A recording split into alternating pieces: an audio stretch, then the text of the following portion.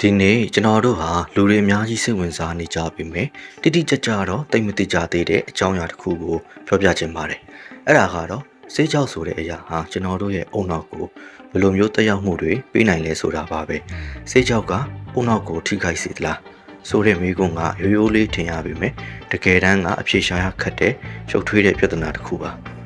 ါဒီအကြောင်းကိုပြောရမယ်ဆိုရင်ပထမအဦးဆုံးကျွန်တော်တို့သိထားရမှာကဆေးကြောက်ဆိုတာဘာလဲဘယ်ကလာလဲပြီးတော့ဘယ်လိုမျိုးအလုပ်လုပ်လဲဆိုတာပါပဲဆေးကြောက်ဆိုတာကန်နာဘစ်စာတီပါလို့ခေါ်တဲ့အပင်တစ်မျိုးရဲ့ပန်းပွင့်တွေအရွက်တွေပင်စီတွေနဲ့စိတ်ဆန်တွေကိုစုစည်းထားတာပါဒီအပင်ထဲမှာဓာတုပစ္စည်းပေါင်း900ကျော်လောက်ပါဝင်ပြီးအဓိကအရေးပါတဲ့ဓာတ်နှမျိုးကတော့ THC လို့ခေါ်တဲ့ Tetra Hydrocannabinol နဲ့ CBD လို့ခေါ်တဲ့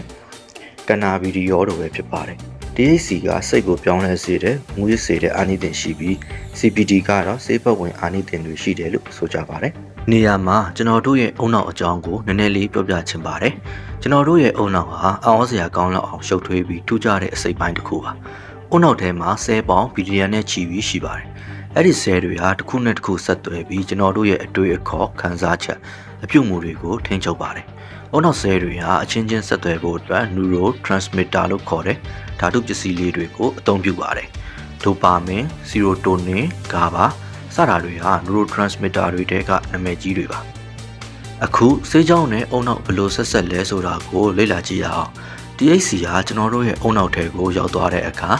cannabinoid receptor လို့ခေါ်တဲ့အထူးနေရာလေးတွေနဲ့တွားရောက်ပေါင်းစည်းပါတယ်။ဒီ receptor တွေဟာအုံနောက်တစ်ဝန်းလုံးမှာရှိနေပြီးအထူးသဖြင့်မှတ်ဉာဏ်သင်ယူမှုအာယုံခံစားမှုလှုပ်ရှားမှုနဲ့စိတ်ခံစားချက်တွေကိုထိန်းချုပ်တဲ့နေရာတွေမှာပိုပြီးတွေ့ရပါတယ်။ THC ကတော့ဒီ receptor တွေနဲ့ပေါင်းစည်းလိုက်တဲ့အခါအုံနောက်ရဲ့လုပ်ငန်းဆောင်တာတွေကိုပြောင်းလဲစေပြီးဆေးကြောက်ရဲ့အာနိသင်တွေကိုခံစားရစေပါတယ်။ဒါဆိုပရိသတ်ကြီးတို့သိကျင်နေတဲ့အဓိကမေးခွန်းကိုပြန်သွားကြည့်အောင်။ဆေးကြောက်ကအုံနောက်ကိုတကယ်ပဲစိုးစေသလား။ဒီမေးခွန်းကိုချက်ချင်းဟုတ်တယ်ဒါမှမဟုတ်ဘူးလို့ဖြေဖို့ခက်ပါတယ်။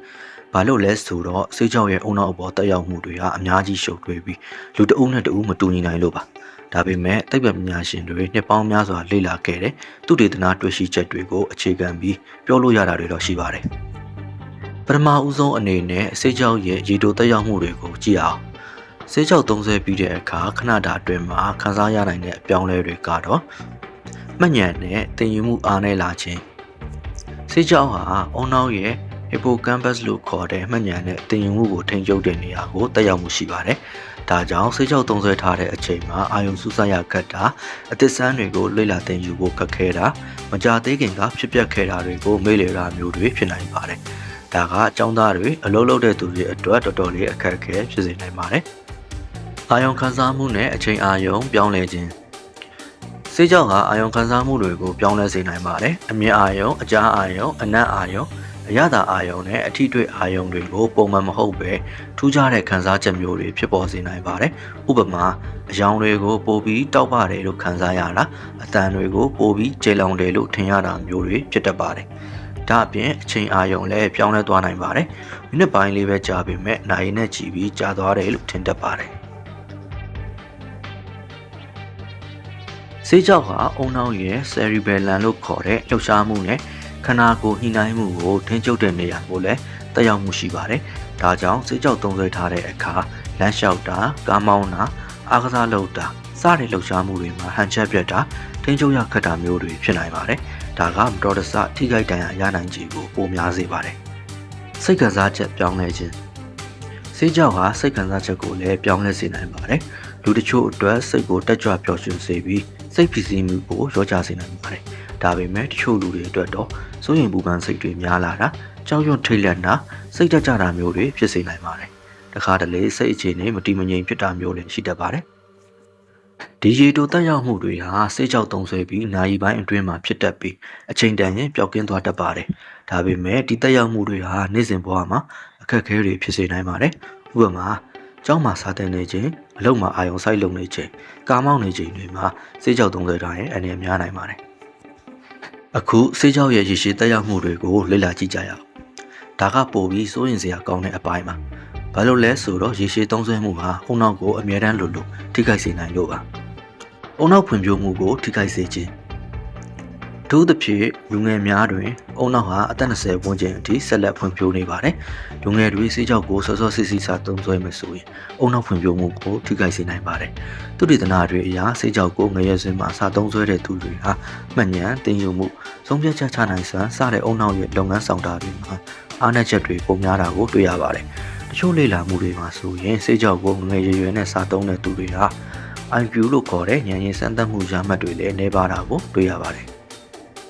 စိတ်ယောဂဖြစ်နိုင်ခြင်းများလာခြင်းဆေးကြောင့်နဲ့စိတ်ယောဂဆက်ဆက်မှုကတော်တော်လေးရှုပ်ထွေးပါတယ်။ဒါပေမဲ့သုတေသနအများစုကဆေးကြောင့်သုံးစွဲမှုနဲ့စိတ်ယောဂဖြစ်နိုင်ခြင်းများလာတာကိုညွှန်ပြနေပါတယ်။အထူးသဖြင့် schizophrenia လို့ခေါ်တဲ့စိတ်ယောဂမျိုးဖြစ်နိုင်ခြင်းပိုများပါတယ်။ schizophrenia ဆိုတာစိတ်ကစဉ်ကလေးဖြစ်တာအမှန်နဲ့အမှားကိုမခွဲခြားနိုင်တာအကြားအာရုံအမြင်အာရုံတွေမှားယွင်းတာစတဲ့လက္ခဏာတွေပြတတ်တဲ့ပြင်းထန်တဲ့စိတ်ယောဂတစ်မျိုးပါဆေးကြောင့်ဟာဒီယောဂကိုတိုက်ရိုက်ဖြစ်စေတာလားဒါမှမဟုတ်ယောဂဖြစ်ဖို့အလားအလာရှိတဲ့သူတွေမှာယောဂကိုပို့ပြီးမြ мян ပေါ်လာအောင်လှုံ့ဆော်ပေးတာလားဆိုတာကိုတော့တိတိကျကျမသိရသေးပါဘူးဒါပေမဲ့စိုးရိမ်ရတဲ့အချက်ကတော့ဆေးကြောင့်သုံးစွဲမှုနဲ့စိတ်ယောဂဆက်ဆက်မှုရှိနေတယ်ဆိုတာပါပဲ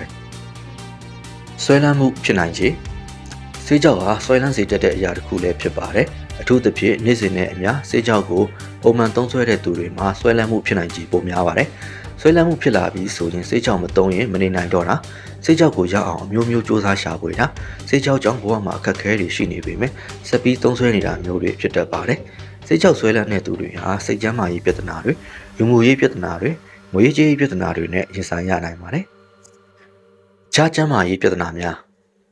းဆေးကြောက်ကိုမီးရှို့ပြီးရှူရှိုက်တဲ့အခါမှာဆေးလိပ်လိုပဲအသက်ရှူလမ်းကြောင်းဆိုင်ရာပြဿနာတွေဖြစ်နိုင်ပါတယ်။အဆုတ်ကိုထိခိုက်စေနိုင်ပြီးအသက်ရှူလမ်းကြောင်းယောဂတွေဖြစ်နိုင်ခြေများလာပါတယ်။ဒါအပြင်နှလုံးခုန်နှုန်းမြန်လာတာသွေးဖိအားများလာတာမျိုးတွေလည်းဖြစ်နိုင်ပါတယ်။ရေရှည်မှာနှလုံးယောဂဖြစ်နိုင်ခြေကိုလည်းမြင့်တက်စေနိုင်ပါတယ်။ဒါတွေကတော့ဆေးကြောက်ရဲ့ရေရှည်တက်ရောက်မှုတွေတဲကအဓိကအချက်တချို့ပါပဲဒီတက်ရောက်မှုတွေဟာလူတအုပ်နဲ့တအုပ်မတူညီနိုင်တယ်လို့ဘလောက်ကြာကြာဆေးကြောက်သုံးဆွဲခဲ့လဲဘလောက်များများသုံးဆွဲလဲတအုပ်ချင်းစီရဲ့ကျန်းမာရေးအခြေအနေဘယ်လိုရှိလဲစတဲ့အချက်တွေပေါ်မှာလည်းမူတည်ပါတယ်ဒါဆိုရင်ဆေးကြောက်ကိုလုံးဝမသုံးသင့်ဘူးလားဒီနေရာမှာနောက်ထပ်မေးခွန်းတစ်ခုထပ်ပေါ်လာပါတယ်ဆေးကြောက်ဟာဆိုးကျိုးတွေပဲရှိတာလားကောင်းကျိုးတွေလုံးဝမရှိဘူးလားတကယ်တော့ဆေးကြောင့်မှာကောင်းကျိုးတွေလည်းရှိတယ်လို့ပြောကြပါတယ်အထူးသဖြင့် CBD လို့ခေါ်တဲ့ဓာတ်ကဆေးဘက်ဝင်အာနိသင်တွေရှိတယ်လို့ဆိုကြပါတယ်နာကျင်မှုကိုသက်သာစေခြင်းဆေးကြောင့်ဟာနာကျင်မှုကိုသက်သာစေတဲ့အာနိသင်ရှိတယ်လို့ဆိုကြပါတယ်နာတာရှည်နာကျင်မှုဝေဒနာခံစားနေရတဲ့သူတွေကင်ဆာရောဂါကြောင့်နာကျင်နေတဲ့သူတွေအာယုံကြောတွေထိခိုက်လို့နာကျင်နေတဲ့သူတွေအတွက်ဆေးကြောက်ကိုအသုံးပြုပြီးနာကျင်မှုကိုသက်သာအောင်လုပ်နိုင်တယ်လို့ပြောကြပါတယ်။တချို့နိုင်ငံတွေမှာဆေးကြောက်ကိုဆေးအဖြစ်တရားဝင်အသုံးပြုခွင့်ပေးထားတာလည်းရှိပါတယ်။အန်ဂျီမျိုးမျိုးကိုသက်သာစေခြင်းကင်ဆာဆေးသွင်းကုသမှုခံယူနေရတဲ့သူတွေမှာအန်နာပြုတ်အန်နာတွေဖြစ်တတ်ပါတယ်။ဆေးကြောက်ကဒီလိုအန်ဂျင်ပြုတ်အန်ဂျင်တွေကိုသက်သာစေနိုင်တယ်လို့ဆိုကြပါတယ်။ဒါကြောင့်ကင်ဆာဆေးသွင်းကုသမှုခံယူနေရတဲ့သူတွေအတွက်ဆေးကြောက်ကိုအသုံးပြုပြီးသက်သာအောင်လုပ်နိုင်ပါတယ်။အခြားဆေးဘက်ဝင်အာနိသင်များဆေးကြောက်ဟာအခြားကျန်းမာရေးအခြေအနေတချို့အတွက်လည်းအကျိုးရှိနိုင်တယ်လို့ဆိုကြပါတယ်။ဥပမာဝက်ယူးပြန်ယောဂ multiple sclerosis လို့ခေါ်တဲ့အာယုံကြောယောဂစိတ်ကြယောဂစိုးရိမ်ပူပန်သောကယောဂစတာတွေအတွက်ဆေးကြောက်ကိုအသုံးပြုပြီးကုသနိုင်တယ်လို့ပြောကြပါတယ်။ဒါပေမဲ့ဒီအချက်တွေကိုသက်သေပြဖို့အတွက်နောက်ထပ်သုတေသနတွေအများကြီးလုပ်ဖို့လိုပါသေးတယ်။ဒါကြောင့်ဆေးကြောက်ကိုဆေးအဖြစ်အသုံးပြုတာနဲ့ပတ်သက်ပြီးအငြင်းပွားစရာတွေရှိနေပါသေးတယ်။တချို့လူတွေကဆေးကြောက်ဟာဆေးဘက်ဝင်အာနိသင်တွေရှိလို့တရားဝင်ခွင့်ပြုတင်တယ်လို့ပြောကြပါတယ်။တချို့လူတွေကတော့ဆေးကြောက်မှာဆိုးကျိုးတွေပိုများလို့တရားမဝင်ပိတ်ပင်ထားတင်တယ်လို့ပြောကြပါတယ်။တကယ်တော့ဆေးကြောက်နဲ့ပတ်သက်ပြီးဆုံးဖြတ်ချက်တစ်ခုချဖို့ဆိုတာလွယ်ကူတဲ့ကိစ္စတော့မဟုတ်ပါဘူး။ဆေးကြောက်ရဲ့ကောင်းကျိုးဆိုးကျိုးနှစ်ခုစလုံးကိုတေချာချင်းစားပြီးမှဆုံးဖြတ်သင့်ပါတယ်။အရေးကြီးဆုံးချက်ကတော့ကိုယ့်ရဲ့ကျန်းမာရေးနဲ့ဘဝအတွက်အကောင်းဆုံးဆုံးဖြတ်ချက်ကိုချနိုင်ဖို့ပါပဲ။ဒီကုန်းချုပ်အနေနဲ့ပြောရမယ်ဆိုရင်ဆေးကြောက်ကအုံနောက်ကိုစိုးစေသလားဆိုတဲ့မေးခွန်းရဲ့အဖြေကရှုပ်ထွေးတယ်လို့ပဲပြောရမှာပါ။ဆေးကြောက်မှာရေတိုရောရေရှည်ပါဆိုးကျိုးတွေရှိနိုင်သလိုတစ်ဖက်မှာလည်းဆေးဘက်ဝင်အာနိသင်တွေလည်းရှိနိုင်ပါတယ်။ရေတိုမှာဆေးကြောက်ဟာမှတ်ဉာဏ်သင်ယူမှုအာယုံခံစားမှုလှုပ်ရှားမှုစိတ်ခံစားချက်တွေကိုပြောင်းလဲစေနိုင်ပါတယ်။ဒါတွေဟာနေ့စဉ်ဘဝမှာအခက်အခဲတွေဖြစ်စေနိုင်ပါတယ်။ရေရှည်မှာဆေးကြောက်ဟာအုံနောက်ဖွံ့ဖြိုးမှုကိုထိခိုက်စေနိုင်တယ်။အထူးသဖြင့်လူငယ်တွေမှာဖြစ်ပါတယ်။စိတ်ရောဂါဖြစ်နိုင်ခြေကိုများလာစေနိုင်တယ်။ဆွဲလန်းမှုဖြစ်စေနိုင်တယ်။အသက်ရှူလမ်းကြောင်းနဲ့နှလုံးကိုလည်းထိခိုက်စေနိုင်ပါတယ်။ ဒါပေမဲ့တစ်ဖက်မှာလည်းဆေးကြောင့်အထူးသဖြင့် CBD ဟာ